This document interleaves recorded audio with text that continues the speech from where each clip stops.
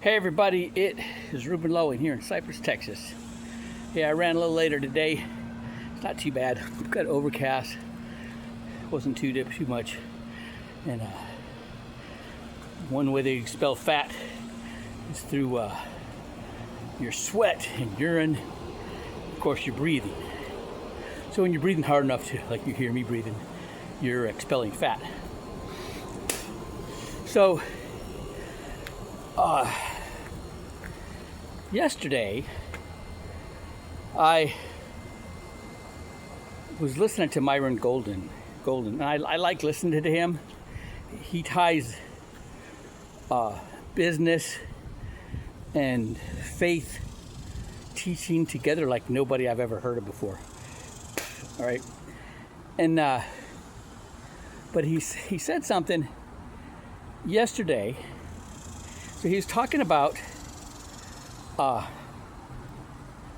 Jacob and Esau, and so he's going through how Esau came out first, but Jacob was holding on to his heel, and that's representative of our old earthly man and our spirit man. And the old earthly one comes first, the spirit man comes second. Spirit man's better, right? And then he started talking about the situation where Jacob was making lentil soup, and minding his business, and being faithful and all that. And then his brother Esau comes in and demands him to give him some soup. And in the process, Jacob's like, "Well, give me your birthright." He's like, "Sure, what good's my birthright?" Well, and so he's going and saying, that Esau was out carousing with women and drinking and all that. And I was like, wow, he doesn't know that story. And if you read in the book of Jasher, Esau was a hunter. He liked to hunt, right? And he was out hunting, and he saw Nimrod. So there's like 3 or 4 different Nimrods in the Bible. But this Nimrod was of this time. Okay, the first Nimrod was back like right after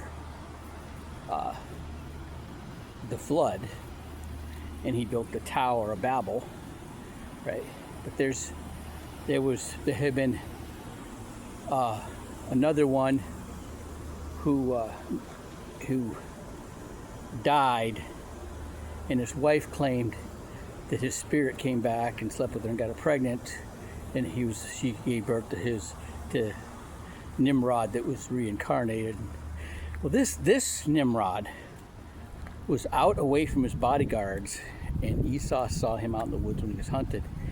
He ran up on him, pulled his sword, and cut his head off, and then killed his 2 bodyguards, and then he had to run away from his whole army for like 3 days, no eating or drinking. Then he comes, he's famished, totally exhausted, comes in, and Jacob's cooking food.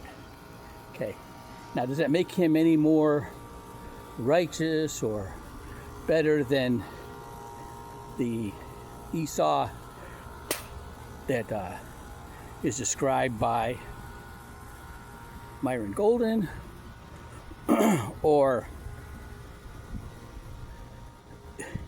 probably other pastors, right? The one that was, they think was out carousing with women and drinking and all that. But for me, it's always been the case. Whenever I realize that the person who's teaching me doesn't know what I know, it's always been very hard to listen to him. But like Roy Jones Sr., for example, man, that guy taught me stuff about boxing that once he did, I didn't question him about anything ever again. Okay, but then my life moved on. As a Navy SEAL, married, having kids, getting into business, okay? And then I realized that in those areas, he may not be the right guy to counsel with. Okay, so when it comes to boxing, especially when it comes to boxing training or technique, he's the one. Okay, but when it comes to that other stuff, I had to find other subject matter experts in those areas that I needed help with or wanted to get better in. Okay. And I also had to learn that just because somebody can be wrong about one thing doesn't mean you don't listen to them for the things that they are the subject matter expert in, no matter how hard it is. And you know who I'm talking about. All right, so that's just, a lesson learned. And it's been, something that's thought I needed to talk about. All right, have a good one.